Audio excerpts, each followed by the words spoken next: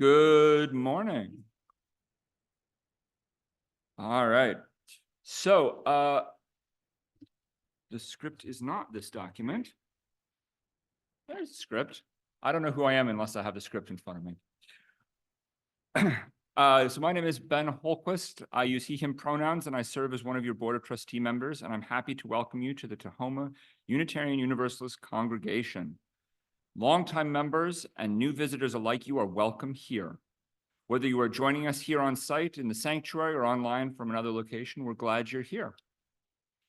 We are one people of many beliefs, many origins, sexualities, and genders, and love is the power that holds us together. We are all growing, all learning, all loved. You are welcome just as you are. If this is your first time with us, I bid you a special welcome. I'm so glad you found your way to our community. After the service, I will be back in the back of the sanctuary, right over there by the pairs, to answer any questions you may have about the Unitarian Universalism, about our congregation, or if you want to talk about how to get involved in our community, please feel free to join me. For those of you here in the sanctuary, we have hearing assistance devices and large print hymnals available in the back of the sanctuary. Our ushers would be happy to help you with these.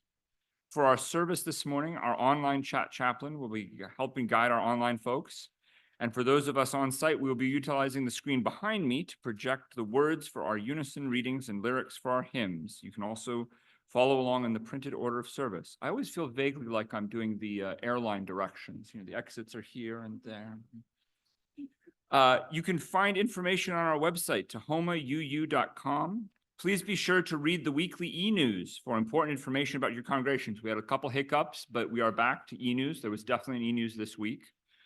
So please be sure to read the weekly news for important information about our congregation. There's so much happening here at Tahoma UU. I want to highlight just a few exciting announcements, and I'm going to start by calling Scott up. Those of you who decided to attend today get to be the first to hear some news. Well, good morning, everybody out there and in here. It's so good to be here. I'm a little under the weather, but I really wanted to come because we have some exciting news. We have partnered with the Reverend Margot Reinhardt, who will become our halftime minister as of tomorrow. Margot is local here in Puget Sound. She knows us from working around congregants down at the Tide Flats detention facility. She knows ministers we've had here. She has a great attraction to this congregation, and she'll start this work tomorrow. Very excited. She said in her application the following, which I wanted to share with you all. The ministry I hope for is one of co-creation, enlivenment, care, beloved community, and prophetic vision. So beginning next Sunday, we'll see her here. Halftime, remember, so let her ease into what that might look like. And I know she'll be working with the worship team, with pastoral care, with a staff team as we grow that back. So just join me in lots of positive energy for Reverend Margot's ministry here. Also, while I'm here, I will again announce we will have a congregational meeting in this very space 2 weeks from today on October 20th. That meeting is needed so that the congregation can approve a payment we need to make, a series of payments we need to make, and also to appoint, to elect one more person to be on our nominating committee. So please schedule a little bit extra time here on October 20th. Thanks, everybody. Thanks, Ben.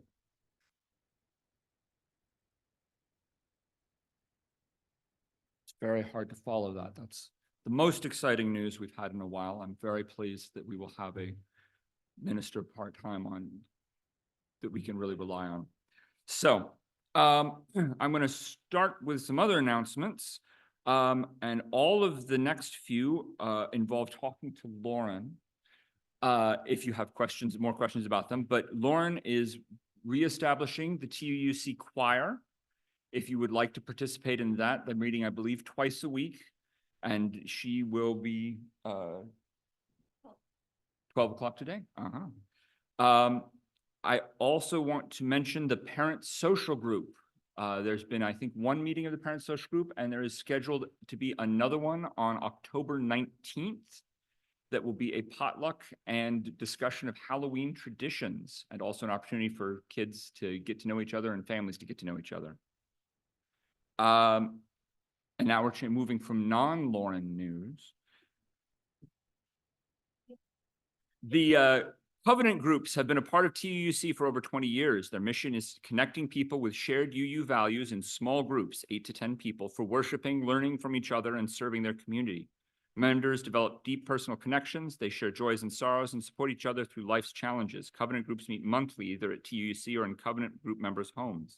There are currently 3 active women's covenant groups, and 1 is seeking new members. Are you interested in making new friends and strengthening your UU values? If so, contact Laura Gardner at laurajmgardner@gmail.com. Third Friday potluck.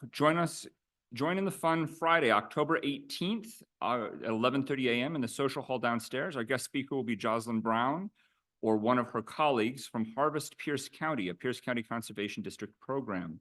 We generally begin our meal at 11:45 a.m. and are typically saying see you next month by 2 p.m. If you have more questions, please reach out to David Pettit. He can help you. Did you miss our Pathways to Membership class last spring? If you did, put Saturday, October 19th, 2024 on your calendar now. The class will include history of Unitarian Universalism, a discussion about the TUUC congregation, and a chance to ask questions. Plus, it's a great way to meet other newcomers. Please contact admin@tahomauu.com to sign up. We hope to see you there. Volunteers. I think every time I get up here, I mention this. We are looking for volunteers for most roles. We need volunteers for the caffeine team. They're the people that set out all of the wonderful food for us. They come, I think, about an hour before church starts and get everything set up. So if you'd be like to donate 1 hour a month, we would really appreciate that. We're also looking for TUC volunteers for safe parking to help with porta potties, hand washing stations, and other things like that. And also we need some work on some construction projects that we're doing. More information can be received about that by reaching out to cynthia.hale.hackett@gmail.com. I also wanted to check in. Do we have 2 volunteers for downstairs today? How many? Yes, 1, 2. I see 2 hands, so we are all set.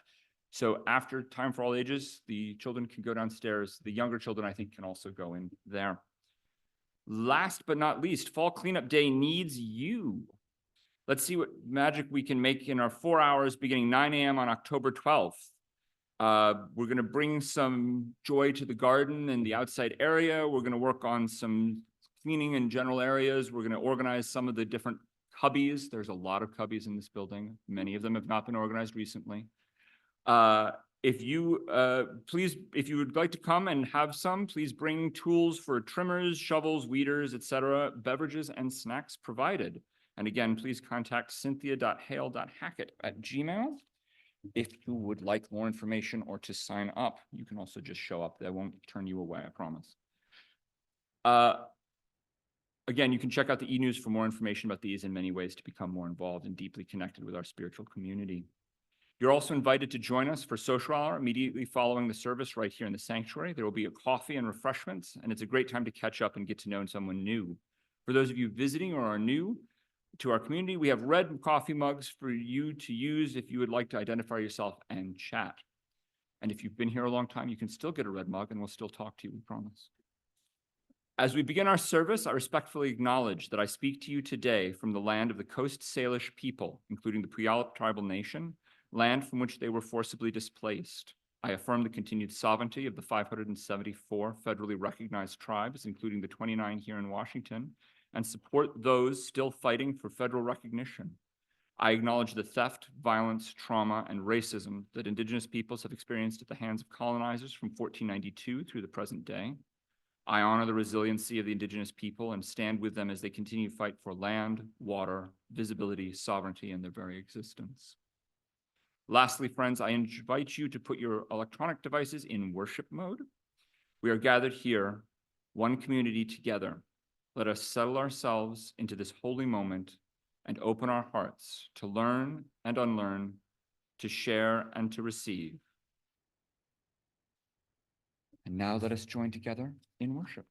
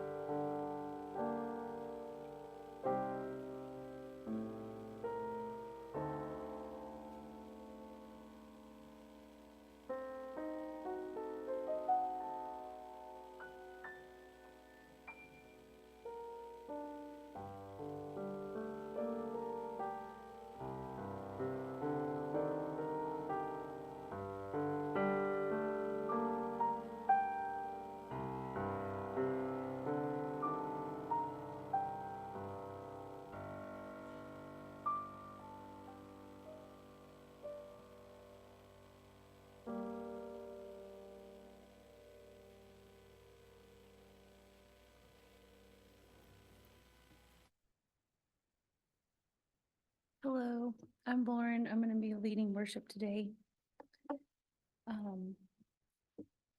We're going to do the opening words. It's 5:15 in the hymnal if you'd like to look at it. The gray hymnal.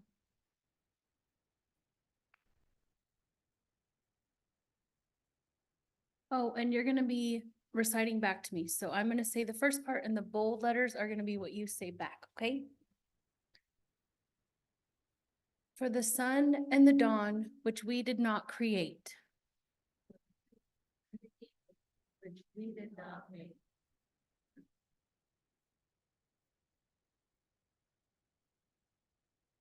For food that we plant, but cannot grow.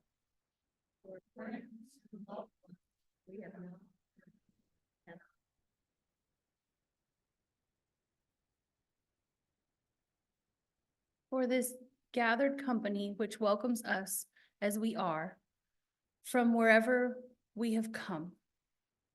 For all three churches that give us human and encourage us in our quest for beauty, truth, and love.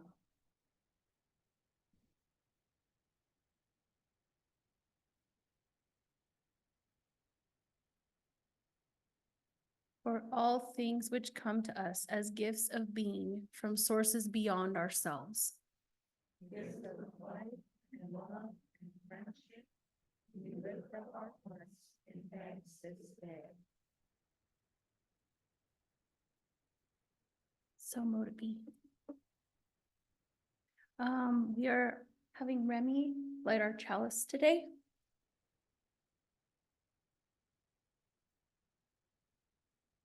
You'll join me in the words in just a moment.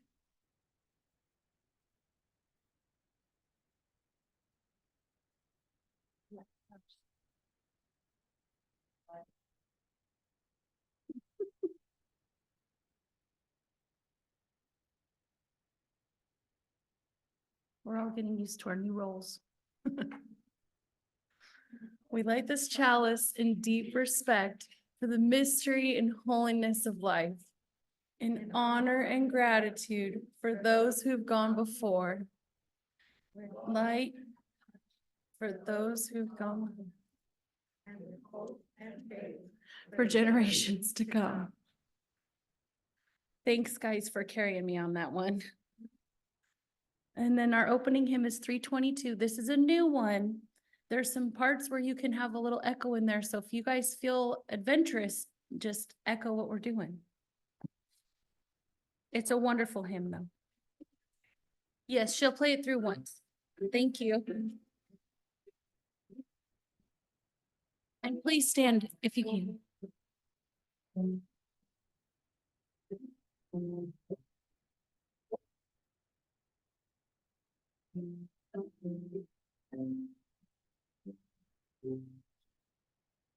Thanks be for these life holy times, moments of grief, days of delight, triumph and failure intertwine, shaping our vision of the ride.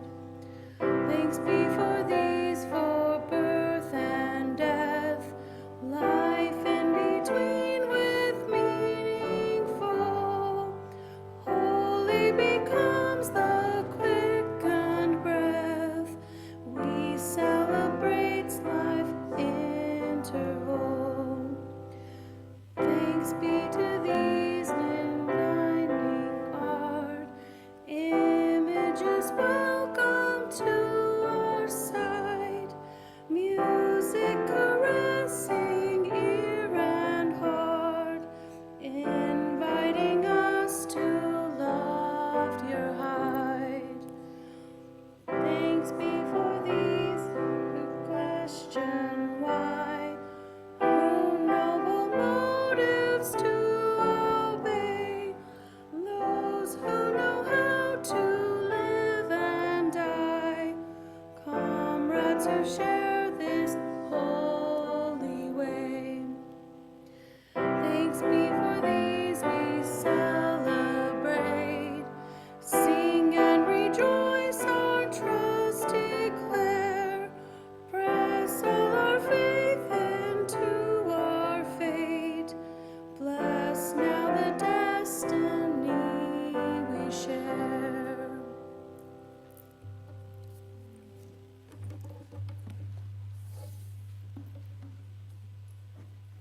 It is now time for all ages.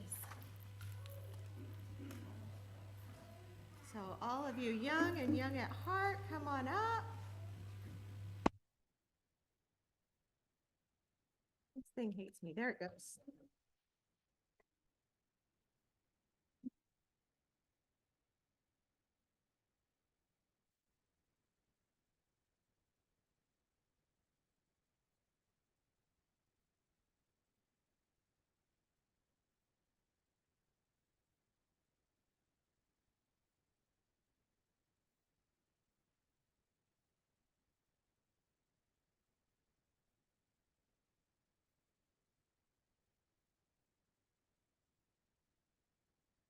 Curious George. I thought I turned me on. Am I on? Okay. So I have to laugh. I have 2 dogs and my dogs never bother anything. And I had the book for today's service on the coffee table, and my little Audie Dodd decided to chew it up. And I think that that's hilarious because the book is called Curious George. And she was very curious about the book, apparently, and decided to chew it up some. But fortunately, she just chewed the corners and we can still read it. So this is called Curious George Says Thank You. And it's based on the work of Margaret and R.H. Hayes. And so this book came with some little thank you cards, 2 little thank you cards, which isn't quite enough for all the people that are here today. But I wondered if maybe while you're downstairs, you might use some crayons or markers and paper and stickers to write your very own thank you cards to somebody who helps you out. Can you think of someone you might want to give a thank you card to? You can? I have faith in y'all. So you can think on your way down if you will join me as we sing the children out.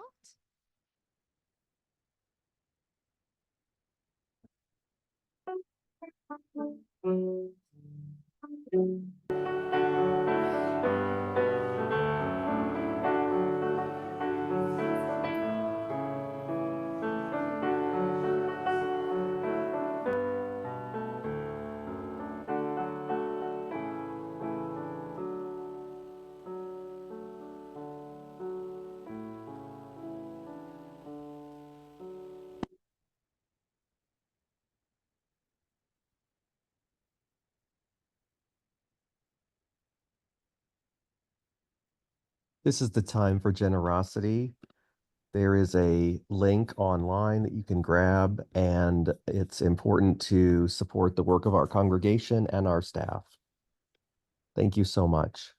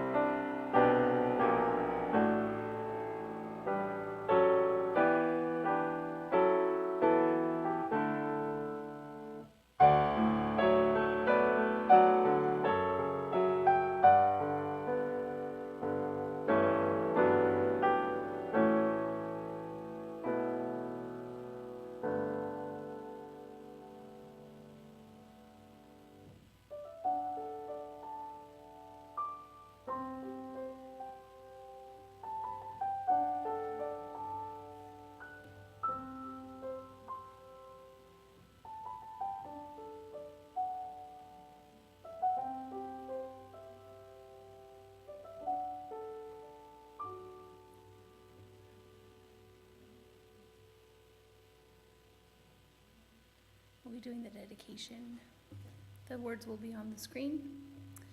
We dedicate ourselves and our offerings to the work of this congregation, weaving a tapestry of love we call community, both within and beyond these walls. I'd like to invite you to join us. We're going to sing hymn 1010 in the teal hymnal. There is a second verse. We're going to go through it 3 times. There's a second verse that is not in the hymnal, but will be on the screen.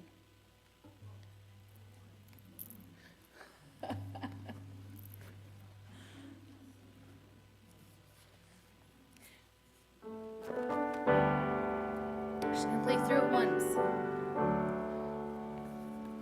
Give thanks for this precious day, for the gathered here and not far away, for this time we share with love and care. Oh, we give thanks for this precious day. Oh, we give thanks, in this present for the old and young. A time of joy and fun, for all we give, and give, we give thanks for this old and young. Oh, we give thanks for this precious day, gathered here and those far away. Oh, this time we share with love and care. Oh, we give thanks for this precious day. Thank you, Marianne.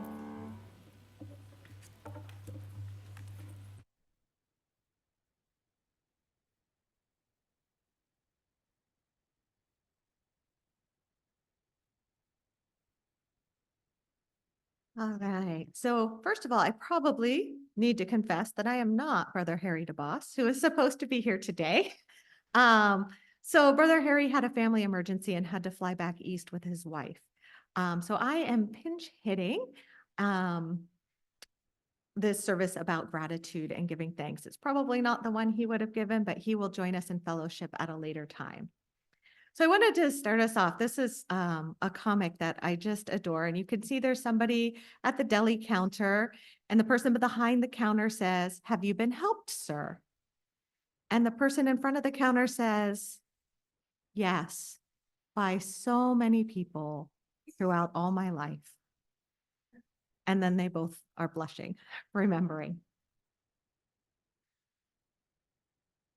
So that's kind of the inspiration for this service today, is thinking about all those in our lives who have helped us in one way or another along our journey, and thinking about how do we take that piece of them that they gave to us and carry it on and give gratitude.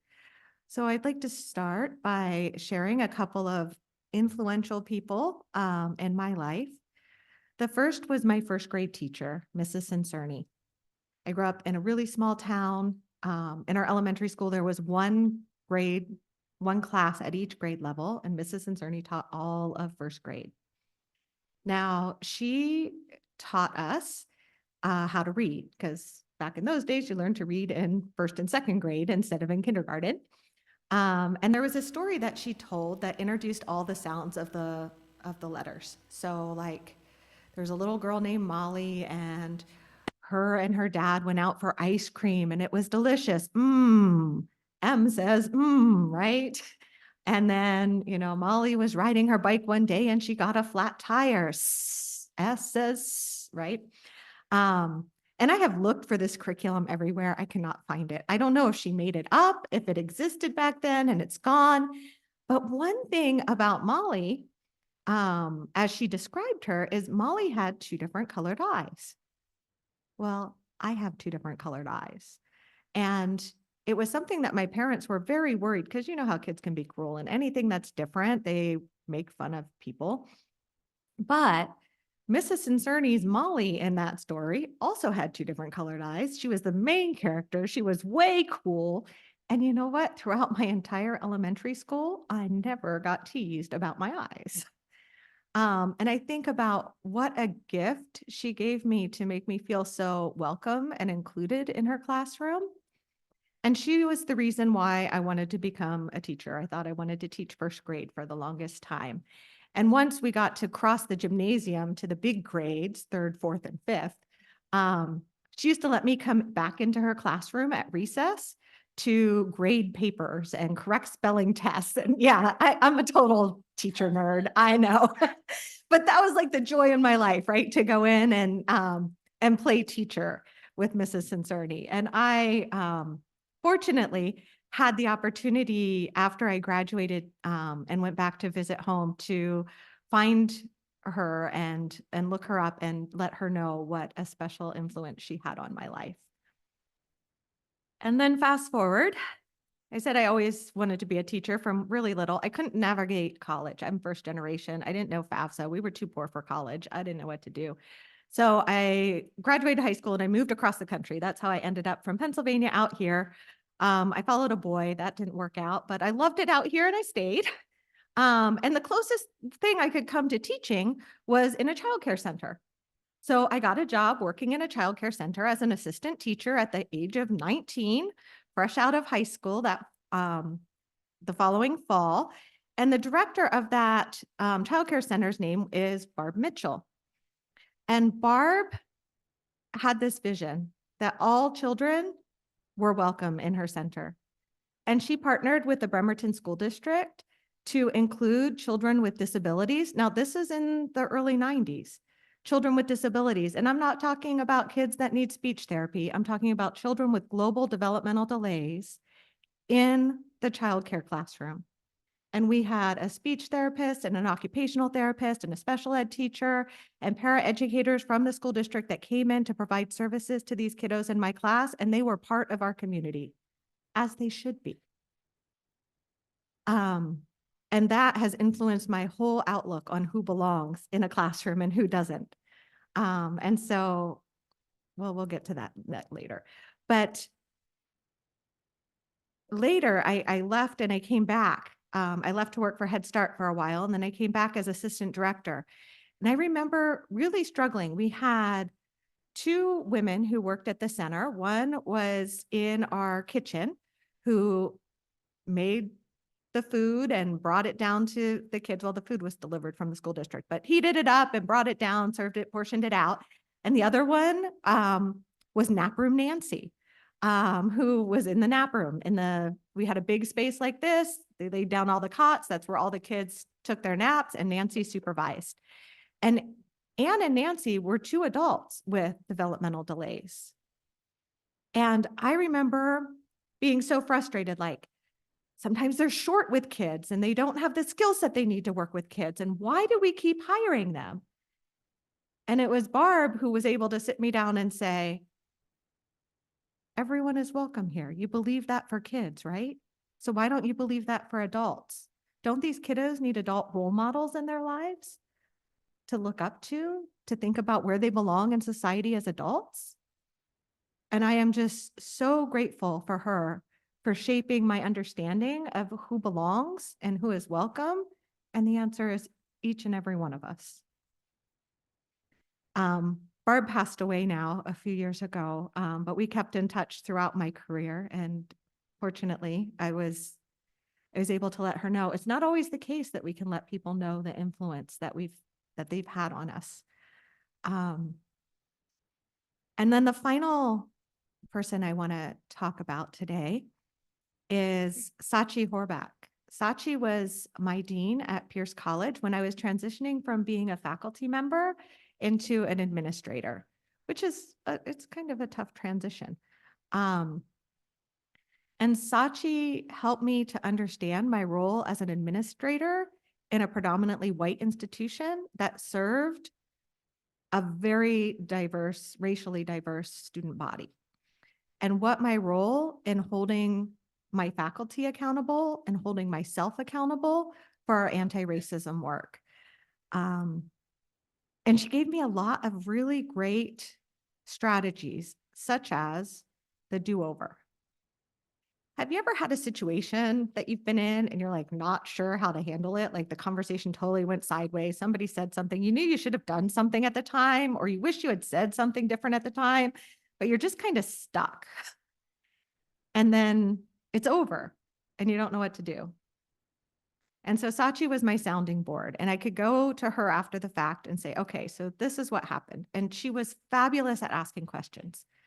So one of my favorite questions that she asked me frequently, and now that I ask myself, I don't need her to ask me anymore, is if you could go back in time and be in that space again, what would you do differently? What would you have said? What would you have done? So that way, the next time it happens, I'm more prepared for it.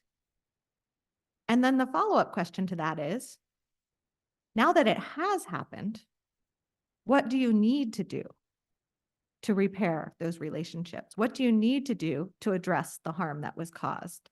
How do you move forward from here? And I take those two pieces, those two parts of her question to me, and all the work that I do moving forward.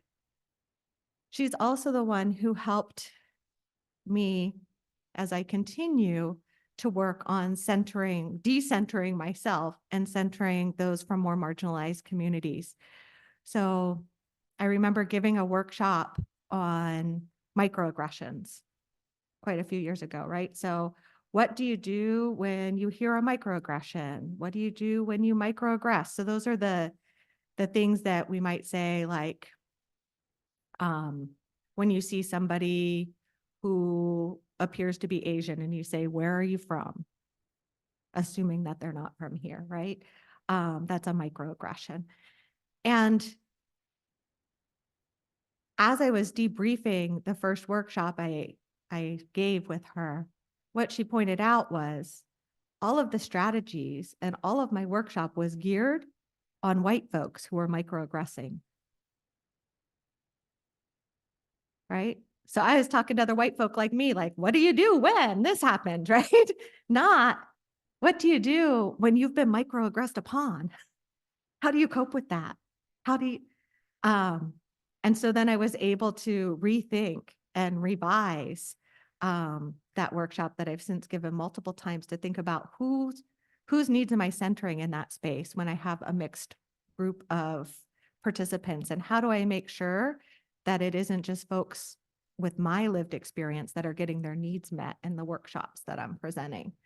So that is some of the influence that Sachi had on my life. And what I would like you to do now is I'm going to invite you to think about some folks who were influential in your life, who have given you gifts. And I'm going to give you a little bit of time. I'm going to give you all the directions first, because I know how this congregation is. And once I set you free to like talk, it's going to be hard to get you back. So I'm going to have you find a partner to share a little about somebody or some ones, plural, one or two, that have had that influence on your life and have given you some sort of gift. And about halfway through the time, I'll ring the gong. That'll be your cue to like switch if the other person hasn't started talking yet. And some of you have had the opportunities to say your thanks to those folks. Some of them are still living, and you might be able to say your thanks again after this service. Some of them are no longer with us, or maybe they might be, but you have no way to get in contact with them anymore. So the other thing I have are these little pieces of flash paper that I'm going to pass out. And after we come all back together, you can write the name or names of the people that you are grateful for on the flash paper. And we're going to come forward and we're going to send our gratitude into the universe. And it looks something like this. I'm going to do it Thomas's way. He showed me to roll the paper. I usually just hold it in my hand. But you'll be able to come forward when I call you, and you'll have your name written, and you just send it up into the universe. All right, so I'm going to give you 3 or 4 minutes for each sharing. So this isn't just the person is this, but I want you to really think about what impact did this person have on your life? What are you grateful for that they've given you? And go ahead and find a partner.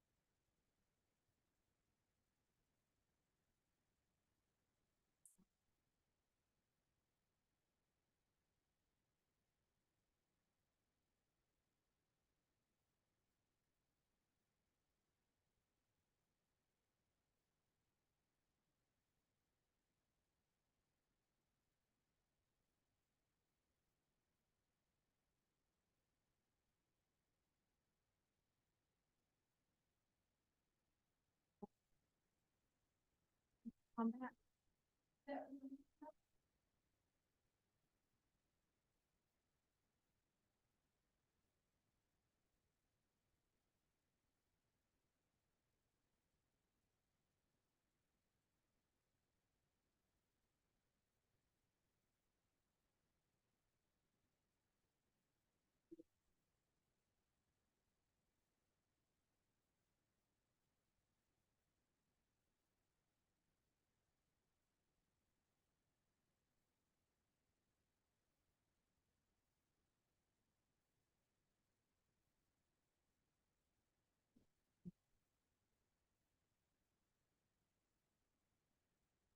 You can. Do you need a pen? You can either write on the paper or hold it in your head.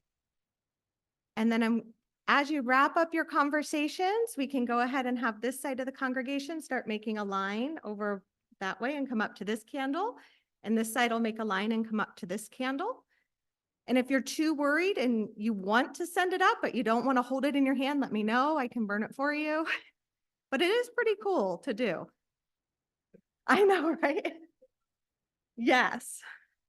And those of you at home, I forgot to say, I hope that you are sharing in the chat. And I've got extra flash paper, so let me know and we can get it to you. Yep, come on up.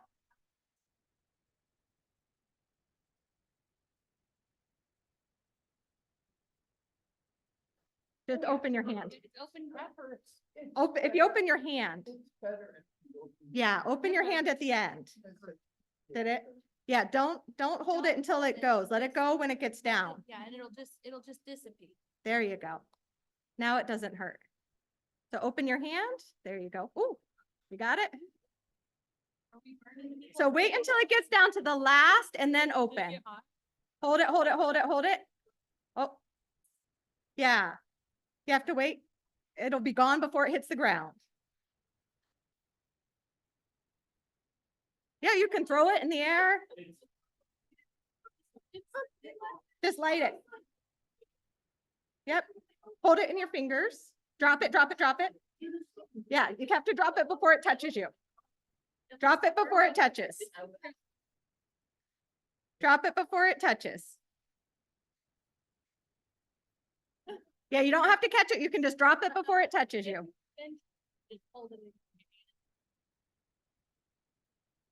Or I would just do this.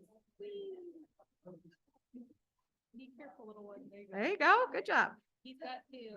All right, this one's adventurous. There it goes.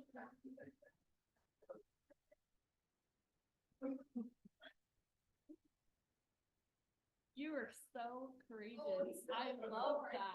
You just, yeah, true pagan on there.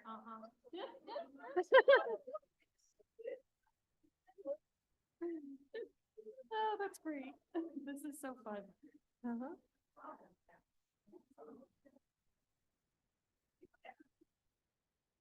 And we do, if some folks want to come over to this candle, it's not being used, so we could do. If you just kind of lift up on your hand, when it sits in your hand, it won't burn you. Yeah, just. That's it. Yep. Okay, let it go. There you go.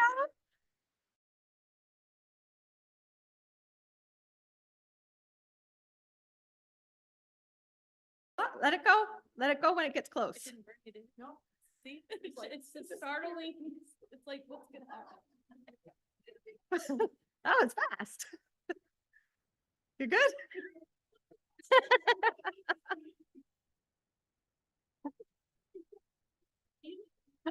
Reaction. We saved it for last. That was awesome. Oh, my goodness. So, thank you all on joining me for my gratitude sermon and magic show all in one. Yeah, I have more flash paper if folks want to play around later. But my hope for you as you are moving forward, moving into our setting and intention, is that you do take this forward and think about who those people are and reach out to them and thank them if you can. And you're probably, I won't even say probably, I know so many of you in this congregation. I am sure you are one of those people for at least one other person. And you may or may not know the impact that you've had on their life, just like those that have had the impact on you may or may not know. So please, I hope there's something in this service that spoke to you that you can take forward in your life as you are living with gratitude in your heart.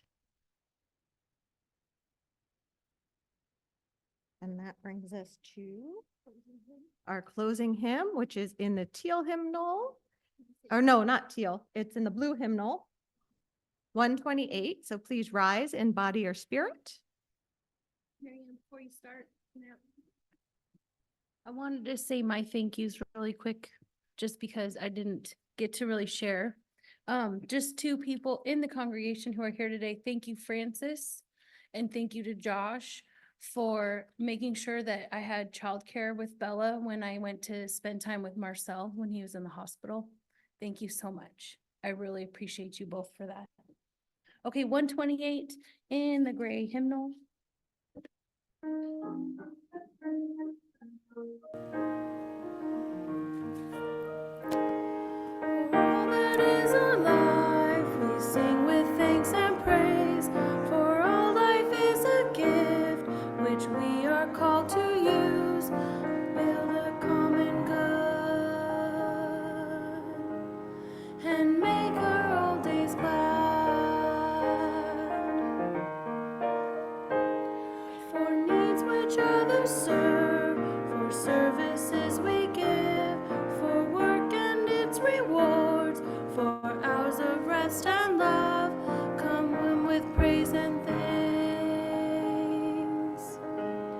For all that is our life, for our wrong we must bear, for failures, pains, and loss, for each new thing we learn, for fill for hours of past, we come with praise and thanks. For all that is our life, for all that is our life, we sing our thanks and praise. For all that is a gift, which we are called to use, to build the common good, and make our own days glad.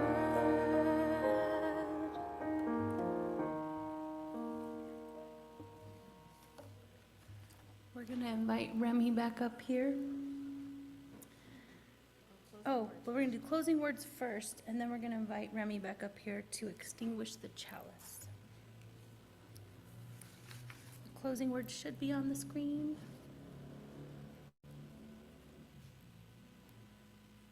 This is also I'm gonna speak and then you'll do the bold text after, okay? For the expanding grandeur of creation, world known and unknown, galaxies beyond galaxies, filling us with awe and challenging our imaginations. For this fragile planet Earth, its times and tides, its sunsets and sessions,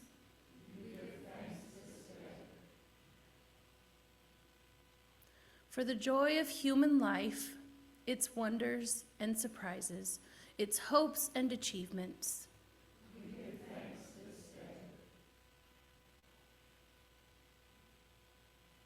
For our human community, our common past and future hope, our oneness, transcending all separation, our capacity to work for peace and justice in the midst of hostility and oppression.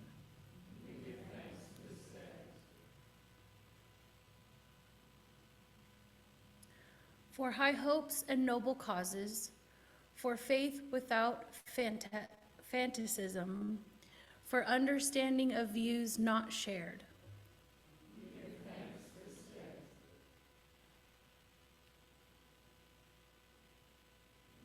For all who have labored and suffered, for your fairer world, who have lived so others might live in dignity and freedom.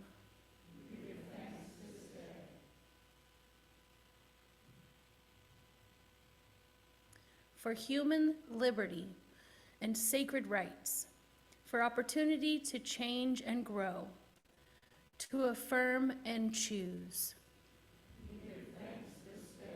We pray that we may live not by our fears, but by our hopes, not by our words, but by our deeds.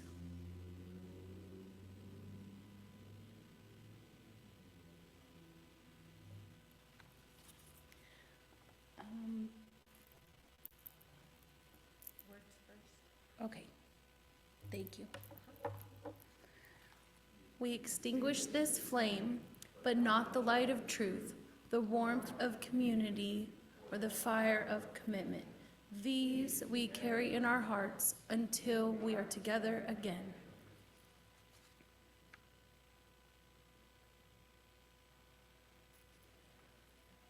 Thank you, Remy.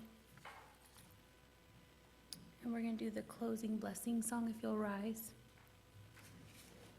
And join me.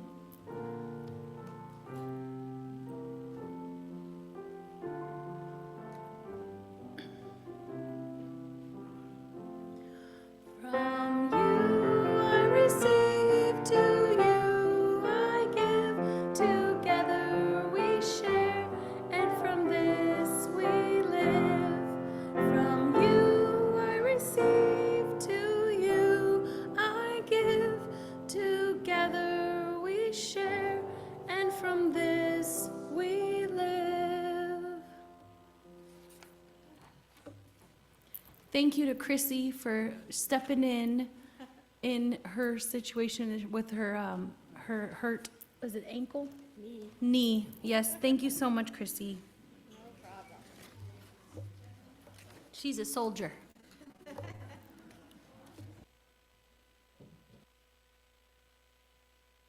I'm sorry, choir practice is at noon today. We might start a little early since we're done just right at 11:30. We will not have choir practice on Tuesday because we have worship committee that I need to be at. So choir practice for Tuesday is not happening. I will send out an email also. Thank you.